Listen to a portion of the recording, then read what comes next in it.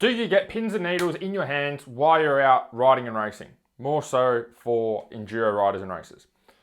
Couple of things that you need to know. First, you need to know is what causes pins and needles in the body. And then second of all, how to actually fix it. So we're going to go through both of those. So the first thing that you need to know is that when you're getting pins and needles in your hands and in your fingers, especially while you're out riding, it's because you've got pressure on what's called the median nerve.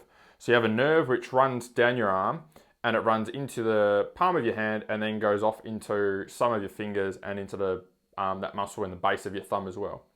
So that median nerve, that splitting off, starts about here in this point. And so when we put a lot of pressure on that point, we also have our carpal tunnel, which that nerve runs through. So think of it like a garden hose, right? So think about you've got like a garden hose and then you've got a piece of wire that you're running through that garden hose. Now what starts to happen is when you've got pressure on the outside of that garden hose, that piece of wire in the middle gets trapped and it's not able to move and do the things that it needs to do.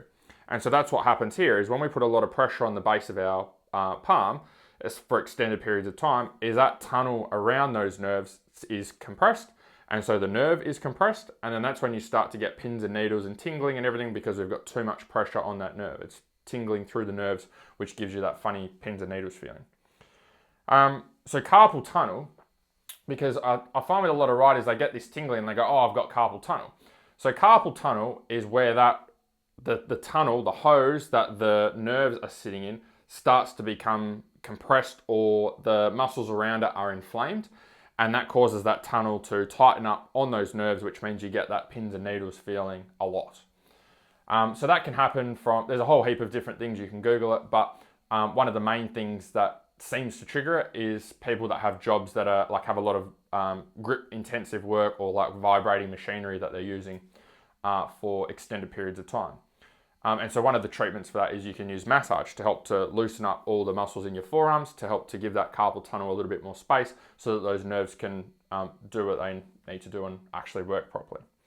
So I guess what you need to differentiate here is do you have a serious problem with carpal tunnel and that's its problem in its own, or is it just you getting pins and needles while you're out riding? Because if you're getting pins and needles in your hand all of the time, all day, at night, it's waking you up, then you probably need to go and see a doctor or see a physio and get someone to help you and get it fixed. If you are just getting pins and needles while you're out riding, then it's probably not carpal tunnel. There's something that's happening when you're riding that's causing the pins and needles that you need to get on top of and fix. So to next part. So what causes this when riding? So when you're riding, so as we just discovered, anytime we have pressure on that carpal tunnel or pressure on those nerves, that's the thing that's going to cause the tingling, okay? Especially when we've got it for prolonged periods of time, like when you're doing a 2 or 3 hour enduro. So what tends to happen with riders is when they get that tingling and pins and needles, I think the whole time I've been coaching over 10 years, off the top of my head, I can never remember a single person telling me that they get pins and needles in their hands the minute they start riding. Okay, usually what happens is they have to be riding for a bit and then the pins and needles starts to come on and get worse towards the end of the ride. They have to be riding for a bit for it to come on. And so what happens is they are putting too much load and too much pressure on this part of their hand while they're riding on the handlebars. So when they're riding and they're in the attack position, they got their elbows up, all of the weight of their body is going into the handlebars, being pushed onto the handlebars, and it's affecting that carpal tunnel and affecting the nerves that are going into your hands. So then we have to go back a bit again and go, all right, cool. Well, why was I not putting all the weight in my hands at the start of the ride and then I was putting all this weight in my hand at the end of the ride? And so that comes down to your body position. So when you're in the right body position on the bike, you're using your legs, you're using the big powerhouse muscles of your body to be able to hold yourself up and hold you in position. So why does that change? Why aren't you able to hold those positions that you had at the start of the ride and not have the pins and needles? Why does that disappear? Why does that body position change and put more load on your arms at the end of the ride? And that's because of fatigue. So what's happening is you're no longer using the big powerhouse muscles in your body to help hold your body up. You're using the handlebars to help to hold your body up and hold you in position, which is not how we ride the bike. But when you're tired, what happens is you change body positions, you change which parts of your body are working based on what's fatiguing.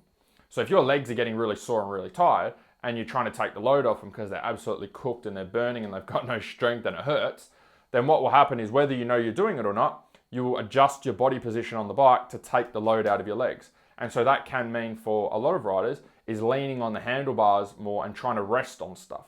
It's kind of like when you got really, like you might be walking for a lot and you've got really sore legs and you lean up against the wall, or you're sitting down on the floor and you, instead of sitting up straight and using your body to hold you up, you go and lean against the wall to help to hold you up. It's because like certain muscles start to get tired, so your body looks for a way to be able to rest them somehow. So how do you fix this? Well, you've got to fix the fatigue, right? You've got to get your body into good enough shape that you can hold the body position that you want on the bike and not be relying on the bike to be able to hold you up. And you can actually use your body to hold you up in the positions that you need to be in. So the top 3 things to work on to reduce fatigue or to look at. First thing, strength. If you're not strong enough, then you'll find it hard to hold the positions that you need to hold on the bike. So your bike might weigh 110 kilos. If you weigh 90 kilos, that's a total of 200 kilos that you have to wrestle around for a 3-hour enduro. It's a lot of weight for a long period of time. So the stronger you can get yourself, the lighter you can get the bike to feel. If you can get the bike to feel lighter, you're going to use less energy when you ride, which means you've got more energy there to use to hold yourself in position for a longer period of time. The second thing is cardio. So if you find that you're getting out of breath and you're sucking in the big ones while you're riding, that's also going to cause fatigue. So that means the endurance that your muscle has is going to be a lot lower, because our muscles and our brain need oxygen to be able to operate at their best. So if you're sucking in the big ones all the time, you're getting tired and fatigued. So instead of wanting to use your muscles, you're going to want to rest your muscles, which means sitting down, leaning on the handlebars, again, putting more pressure into the palms of your hands and pushing into the bars, which is not what we want to do. So that's another thing to fix and get on top of. And then the third one is nutrition.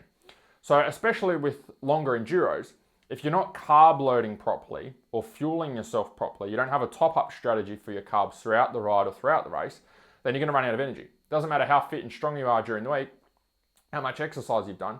When your body's got no fuel, it's got no fuel. It's exactly like your bike. Doesn't matter how fast your bike is, how much motor work you've had done. If it doesn't have any fuel in the tank, it's not going to matter.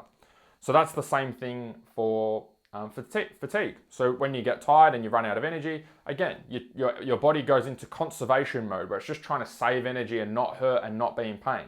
And that means sitting down. That means using different muscle groups. That means leaning on the handlebars. That means using different muscles to try and avoid using the muscles that are already hurting, and constantly adjusting your position on the bike and how you're riding based on what part of your body's breaking down, rather than riding the bike how you know you need to ride it.